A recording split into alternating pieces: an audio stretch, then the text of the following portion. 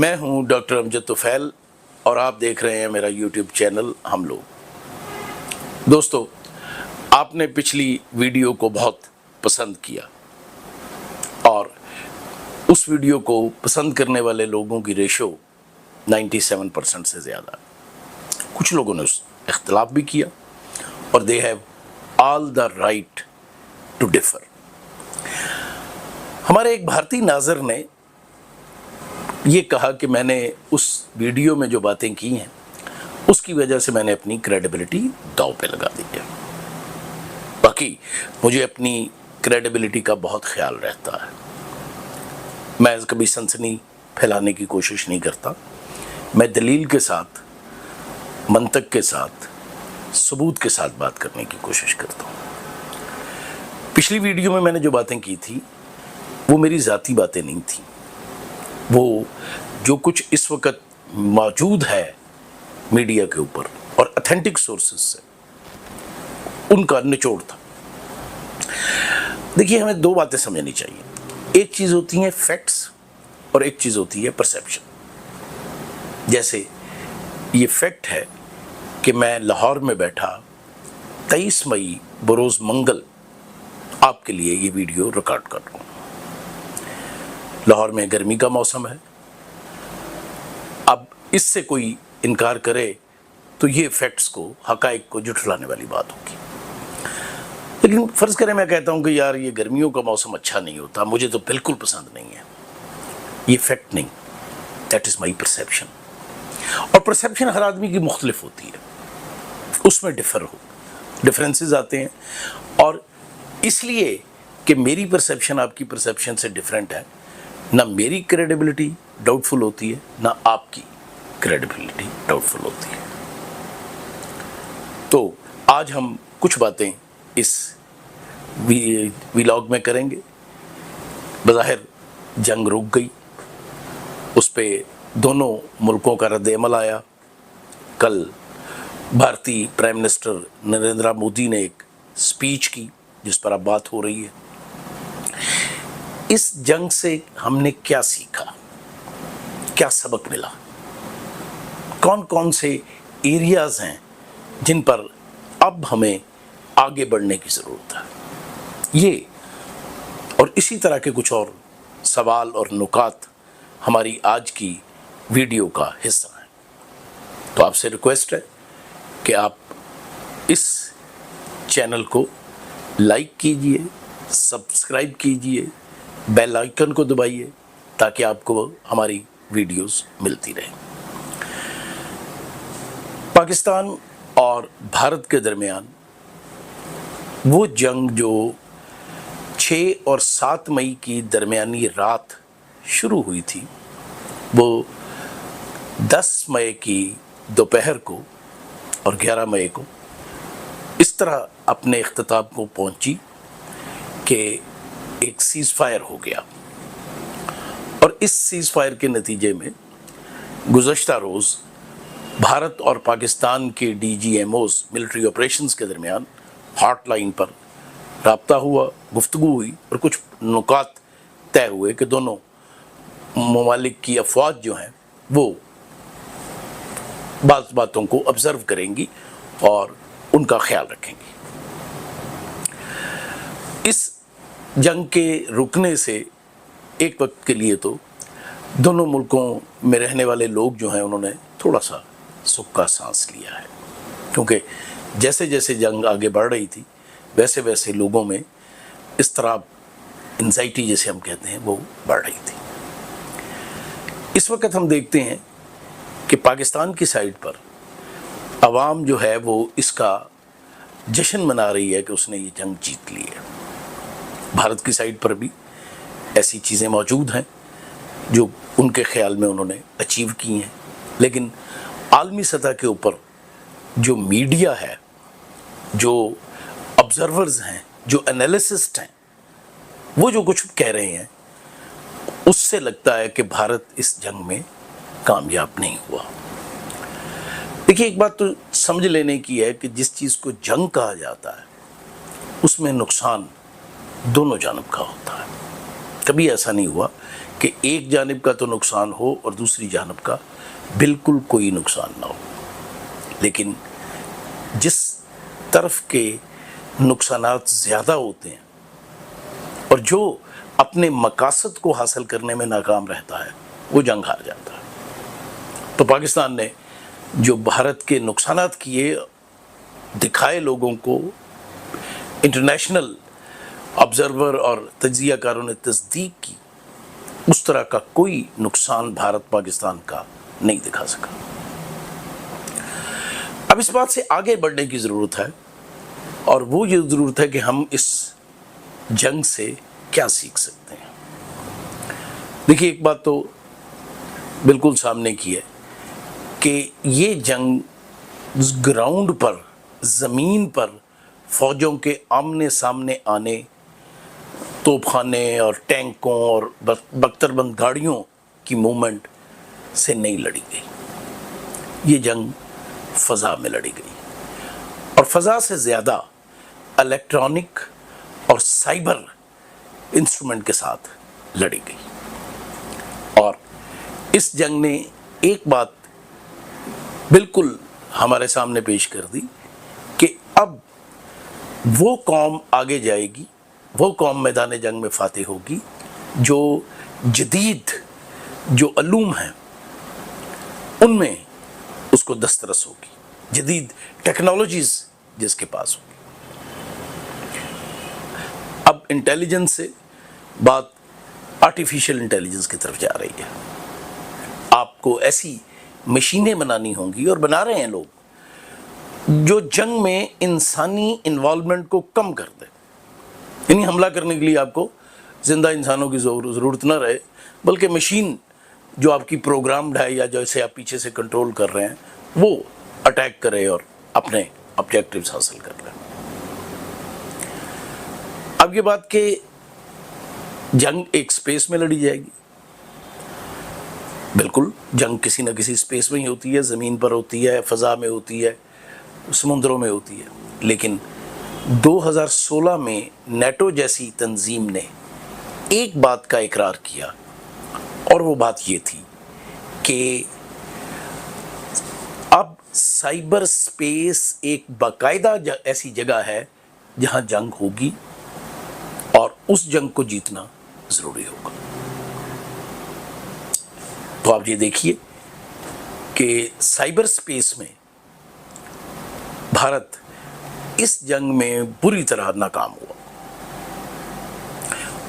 اس کے ہاں بجلی کا شٹ ڈاؤن ہونا، اس کے بڑے بڑے ویب سائٹس جو ہیں سرکاری، ان کا ہیک ہو جانا، اس کے بعض الیکٹرانک آلات کا جام ہو جانا، اس کی فضائیہ کے جدید ترین طیاروں کا پرفارم نہ کر پانا، اس کے S-400 سسٹم کا طیاروں کو ڈیٹیکٹ کر کے ان کے خلاف کارروائی نہ کر پانا اور تباہ ہو جانا، یہ ساری اس بات کی انڈیکیشنز ہیں کہ computer technology, missile technology, satellite technology, electronic warfare, ان سب میں بھارت اپنے آپ کو جسٹیفائی نہیں کر سکا۔ اب ایک چیز اور، ہم سمجھتے ہیں کہ سوشل میڈیا کے اوپر پروپیگنڈا سے آپ بہت کچھ اچیو کر سکتے ہیں۔ جنگ میں دونوں طرف سے پروپیگنڈا کیا گیا، لیکن کیا صرف پروپیگنڈا چیزوں کی نیچر کو تبدیل کر سکتا ہے؟ اس کے بارے میں ہمیں بہت اچھا لیسن ملا ہے اگر ہم اس سے سیکھنا چاہتے ہیں۔ بھارت کا پروپیگنڈا بہت اگریسو تھا، یعنی میں اس دوران میں بھارتی چینلز دیکھنے کی کوشش کر رہا تھا، سوشل میڈیا کے اوپر جو اویلیبل کلپس ہیں ان کو دیکھ رہا تھا، ان کے جو انالیسسٹ ہیں، میجر گورو آریہ ہے، ارنب گوسوامی ہے، جنرل ڈی جی بخشی ہے، یا اور اس طرح کے جو لوگ ہیں، کرن تھاپر کے پروگرامز ہیں اور آ رہے تھے، ان کو بھی واچ کر رہا تھا۔ اور پھر مجھے ایسا لگا کہ جیسے ایک ہسٹیریا لائک سچویشن میں بھارت کے یہ انالیسسٹ اور اینکر پرسنز ہیں، مار دو، تباہ کر دو، اس کو اڑا دو، اس کو اڑا دو، اس پہ حملہ کر دو، ایک شہر فتح ہو گیا، دوسرا شہر فتح ہو گیا، تیسرا شہر فتح ہو گیا، لاہور میں نیول جو بندرگاہ ہے، سی پورٹ ہے، وہ بھی کیپچرڈ ہو گئی، اور او بھائی امن، سکون۔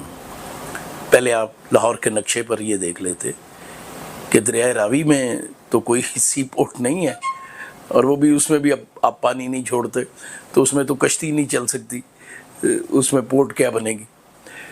اب اگلا جو بات ہوئی، خود بھارتی میڈیا میں جو ذرا لاجیکل سینسیبل لوگ ہیں، انہوں نے آئیڈینٹیفائی کیا کہ بھارت کے میڈیا پر 15 بڑے جھوٹ بولے گئے، اور یہ وہ جھوٹ تھے جن کا پول پوری طرح کھل گیا 11 مئی کو، بلکہ 10 مئی کو ہی کھل گیا تھا، اور پتہ یہ چلا کہ جو کچھ کہا جا رہا ہے حقیقت کا اس سے دور کا بھی واسطہ نہیں ہے۔ تو یاد رکھیے، آپ سوشل میڈیا کے اوپر ایک فضا بنا سکتے ہیں، لیکن اگر گراؤنڈ ریئلٹی اس فضا کو جسٹیفائی نہیں کرتی تو آپ کا بنایا ہوا یہ بلون پھٹ جائے گا۔ بھارت کے پردھان منتری نریندر مودی نے کل پیر کے دن جب ایک ٹاک کی، اور بظاہر اس میں انہوں نے اگریسو پوسچر اختیار کرنے کی کوشش کی، لیکن ان کی باڈی لینگویج اور وہ جو لفظ بول رہے تھے، لینگویج استعمال کر رہے تھے، وہ ان کے اگریشن کا ساتھ نہیں دے رہی تھی۔ اس میں مجھے ایک جھنجھلایا ہوا آدمی، ایک شکست خوردہ آدمی نظر آیا جو اپنے آپ کو بہت اوپر ریٹ کرتا تھا، لیکن ریئلٹی میں وہ بہت نیچے ثابت ہوا۔ انہوں نے ہمیں یہ سبق پڑھانے کی کوشش کی کہ اٹامک ڈیٹررنس جو ہے یہ جنگ نہیں روک سکتے۔ یہ بات درست نہیں ہے۔ آج کی دنیا میں بھی اٹامک ویپنز اور میزائلز کی اپنی ایک قوت اور اسٹرینتھ ہے، اور اس کو انکار نہیں کرنا چاہیے۔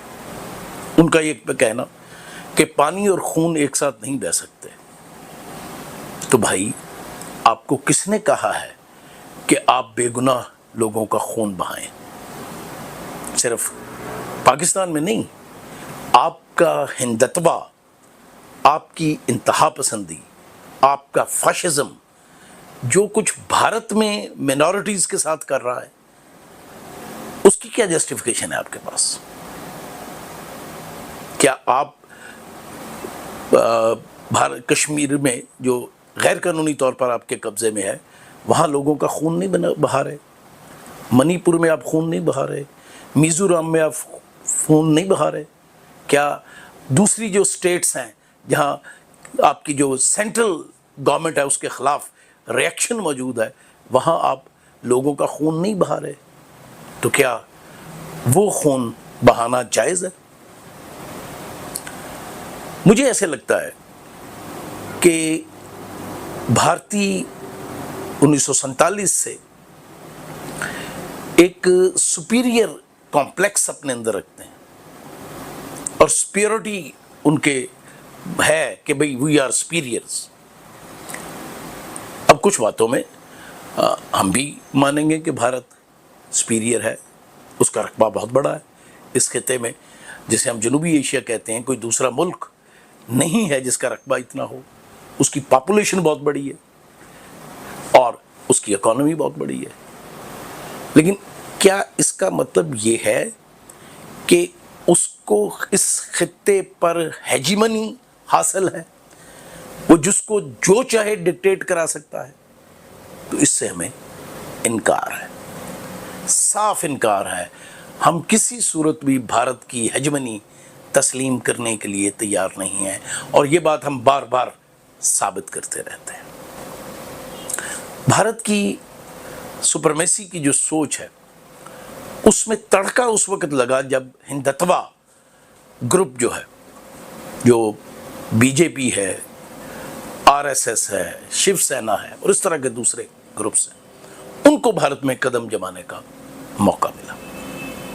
انہوں نے ایک مائنڈ سیٹ تیار کیا کہ ہندو، اور خاص طور پر جو اعلیٰ ذاتوں کے، اونچی ذات کے ہندو ہیں، they have all the right, کیونکہ وہ ہیومن بینگ ہے، اور باقی انسانوں سے ذرا کم تر درجے کے لوگ ہیں، وہ مسلمان ہوں، کرسچن ہوں، سکھ ہوں، بدھ ہوں، جین ہوں یا دلت ہوں۔ تو کیا آپ کا یہ اپنے بارے میں ایک رویہ کہ یو آر دا سپیریئر، آپ اعلیٰ ہیں اور آپ کو رائٹ ہے کہ آپ دوسروں کے ساتھ قتل و غارت گری کر سکتے ہیں، یہ درست نہیں ہے، یہ فاشسٹ سوچ ہے جس سے نکلنے کی ضرورت ہے۔ مجھے ایسے لگتا ہے کہ بھارت اور بی جے پی اور اس سے حمایتی گروپ، انہوں نے پچھلے کچھ عرصوں میں ایک بہت بڑا بلڈ اپ کیا تھا، اربوں ڈالر کا اسلحہ فرانس سے، روس سے، اسرائیل سے خریدا تھا، اور ان کا خیال یہ تھا کہ یہ ٹیکنالوجیز ایسی ہیں کہ پاکستان ان کا مقابلہ نہیں کر سکتا۔ فرانس کے طیارے، روس کا دفاعی نظام، اسرائیل کے ڈرون، یہ ہمارے پاس ہیں اور ہم پاکستان کو ایک ہی جھٹکے میں فارغ کر دیں گے۔ ہوا الٹ، اور اس وقت بھارت اور اس کی عوام اس فیز میں ہے جسے ہم پوسٹ ٹرامیٹک سٹریس کہتے ہیں۔ ان کے لیے یہ ٹراما تھا کہ پاکستان نے نہ صرف ان کے وار روکے، برداشت کیے، بلکہ جب موقع ملا اور جب ضرورت ہوئی تو وہ وار کیے جس کو روکنے کی طاقت بھارت میں نہیں تھی، صلاحیت بھارت میں نہیں تھی۔ تو بھارت اس جنگ میں خود تو ڈوبا، ساتھ میں 3 ملکوں کی ٹیکنالوجی کا بھی کباڑہ کر گیا۔ اب شاید فرانس اپنے رافیل مارکیٹ میں زیادہ اونچے داموں فروخت نہ کر سکے، اب شاید رشیا اپنے S-400 سسٹم پر وہ اعتماد نہ کر سکے جو وہ کرتا رہا ہے، اور اب اسرائیل اپنے ڈرون ٹیکنالوجی کے بارے میں کسی زوم کا شکار نہ رہے کہ یہ ٹیکنالوجی اس کو کوئی کاؤنٹر نہیں کر سکتا۔ یہ وہ 3 بڑی باتیں ہیں، 3 ٹیکنالوجیز ہیں بڑی دفاعی، جن کے اوپر بھارت کی نااہلی نے سوالیہ نشان لگا دیا۔ پاکستان کے پاس چینی ٹیکنالوجی تھی، اور اس میں سے کچھ ٹیکنالوجی تو پاکستان نے چین کے اشتراک سے ڈیولپ کی ہے، اور اس ٹیکنالوجی نے بھارت کے پاس موجود جو ٹیکنالوجیز ہیں ان کا مقابلہ کیا، اور ہم نے یہ ثابت کیا کہ یہ جو ٹیکنالوجیز ہمارے پاس ہیں ہم ان کا بہترین استعمال کر سکتے ہیں۔ ہمارے پاس وہ تربیت یافتہ ٹرینڈ لوگ ہیں جو J-10C چلا سکتے ہیں، استعمال کر سکتے ہیں، اور ان کی مدد سے رافیل جیسے طیاروں کو گرا سکتے ہیں۔ ہمارے پاس J-17 تھنڈر موجود ہیں جو بھارت کے اندر دور تک کارروائی کرنے کی صلاحیت رکھتے ہیں، اور ہمارے ڈرون دہلی کی فضاؤں میں اڑ سکتے ہیں۔ اب یہ سارا کچھ کس طرح ممکن ہوا؟ یاد رکھیے، ہم جس دور میں زندہ ہیں یہ دور ٹیکنالوجی کا دور ہے، یہ دور سائبر ٹیکنالوجی کا دور ہے، آرٹیفیشل انٹیلیجنس کا دور ہے۔ اب باتیں اس طرح نہیں ہوں گی جیسے 20ویں صدی میں ہوتی رہی ہیں۔ اگر آپ نے ان فیلڈز کے اندر اپنے آپ کو ویل ایکوپڈ نہیں کیا، اور آپ نے اپنی ڈیپینڈنسی کو برقرار رکھا، یہ میں ہم سب پاکستانیوں کے لیے پیغام دے رہا ہوں، تو ہمارے لیے اپنے وجود کو باقی رکھنا دشوار ہو جائے گا۔ ہمیں سیکھنا ہے، ہمیں علم حاصل کرنا ہے، ہمیں ٹیکنالوجی حاصل کرنی ہے، ہمیں اپنے لوگوں کو، جو ایک بڑی ہماری کل آبادی کا 60% یوتھ ہے، اس کی ہمیں ٹیکنالوجی میں بھی تربیت کرنی ہے اور اس کے ہیومن پوٹینشیل کی بھی تربیت کرنی ہے. یہ جو ڈائریکشن لیس ہمیں نظر آتے ہیں، ہم نے انہیں پراپر ڈائریکشن بھی دینی ہے. ہم نے ان کی ایتھیکل اور مورل ٹریننگ بھی کرنی ہے.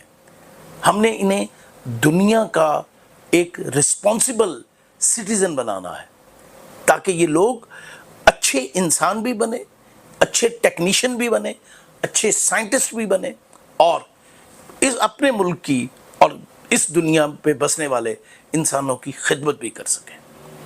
اور یاد رکھیے یہ وہ مشن ہے جس پہ ہم جلد کام کرنا چاہیے. ہمیں انفرادی لیول پہ کرنا چاہیے، اجتماعی لیول پہ کرنا چاہیے اور آنے والے دنوں میں ہمیں بتانا ہے اس دنیا کو کہ ہم ایک رسپانسبل، پروگریسو، علم حاصل کرنے والے، ٹیکنالوجی پر عبور حاصل کرنے والے اور دنیا میں امن کے لیے کام کرنے والے لوگوں میں اور اقوام میں شامل ہیں. اور ایک بات کبھی نہیں بھولنی چاہیے کہ امن کی سب سے بڑی گارنٹی آپ کی جنگ کے لیے تیاری ہوتی ہے. وہ قومیں جو حالت امن میں خود کو جنگ کے لیے تیار کرتی ہیں اور تیار رکھتی ہیں، انہی قوموں کو امن اور چین سے زندگی گزارنا نصیب ہوتا ہے. ورنہ یہ دنیا کسی جنگل سے کم نہیں ہے جہاں طاقتور اقوام کمزور اقوام کو نگل جاتی ہیں.